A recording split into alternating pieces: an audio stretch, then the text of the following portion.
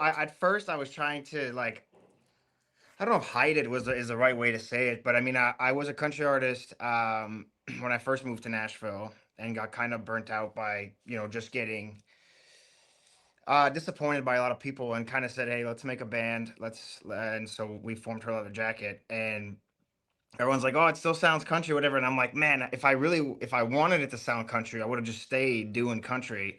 Right. And then after, as we were doing it, and naturally, it just kind of sounds that way. And I stopped fighting it, and um, you know, everyone around was like, it does kind of work. It is kind of cool, and the music's great too. So it kind of goes together in a cool way, I guess, sort of unintentionally, but yeah, here we are. Yeah, I think if they're saying kinda, they're wrong. It very much works. Yeah. Yeah, sick. So I just wanna I I love wanna that.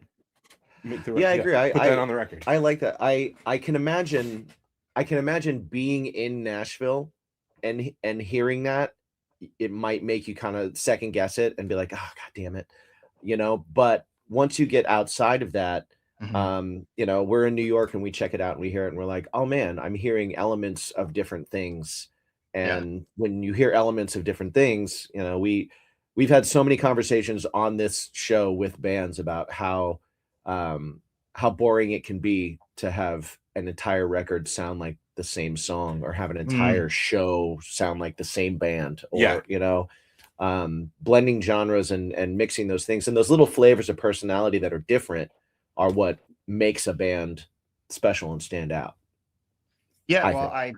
I appreciate that. I think we've got tons of Wes and I, right, with our producer Aaron Gillespie, and we have so many different influences and ideas, and I think even from project to project, from our first EP, which was kind of our first intro to being Her Leather Jacket, um, we were kind of more in the pop punk area, I guess, kind of vibe. And then I wanted to kind of push it a little bit more. And our second EP has a little bit of everything on there.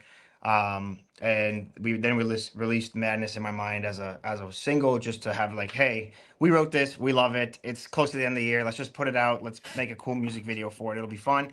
And then we'll see what next year looks like. And so we did a lot of writing early this year. And just trying to stack songs. And so, just before, when we were young, we got to release Death Train with Kellin Quinn, which was really, really Nice. cool. Another awesome tune. Yeah. Yeah, and then now Fun before the end of this year. So yeah, we're just stacking songs, and just it's fun to get creative. And I think, when I moved to Nashville, funny enough, is I didn't move as a songwriter. I had moved as a country artist, and I was getting a lot of publishers kind of sending me songs. And when we started working with Aaron, he sent me some songs he had written that nobody was cutting, and then I said, okay, that's great. And he says, for the last two, we needed like two more to round out that EP, and um, he's like, hey, for the last two, I'd love for you to write these ones, and then if we're gonna work on a new project, I want you in that chair. I want you writing all of these with me. And I was like, oh, I don't know. He's like, and so he kind of created a very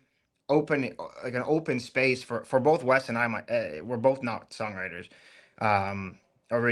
originally. Right. So he kind of created a space where we could come in with a thought, an idea, a title, a feeling, and kind of put it all together in a really, really cool way, which I guess in that case would lean into a lot of different influences, a lot of different kind of sounds, and maybe cross genre certain things, which is probably, hopefully, and thankfully, probably what you're hearing in some of those songs. Nice. Oh, that's interesting.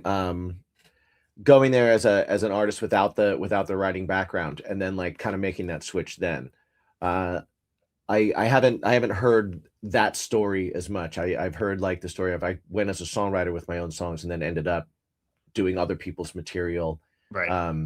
instead. But I haven't heard the yeah, I came as a performer and then and as we were Yeah. going through it, like started to get into the songwriting aspect of it. And Yeah, and it's been a wild ride. I mean, we I think we wrote close to 8 songs, 6 to 8 songs before we put out Madness in My Mind. And then we're kind of like, all right, let's take a sec. Let's see what we want to do. We signed to new management.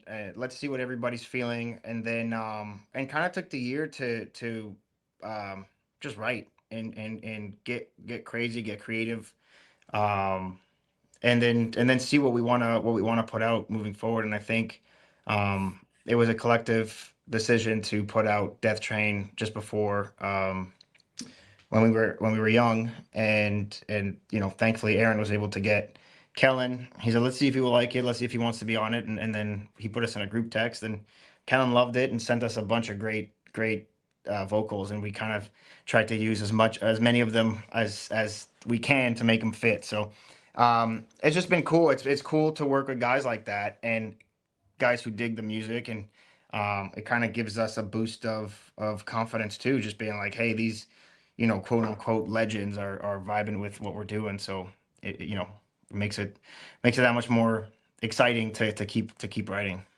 Nice. Hell yeah. I love that. That's really awesome. I love that.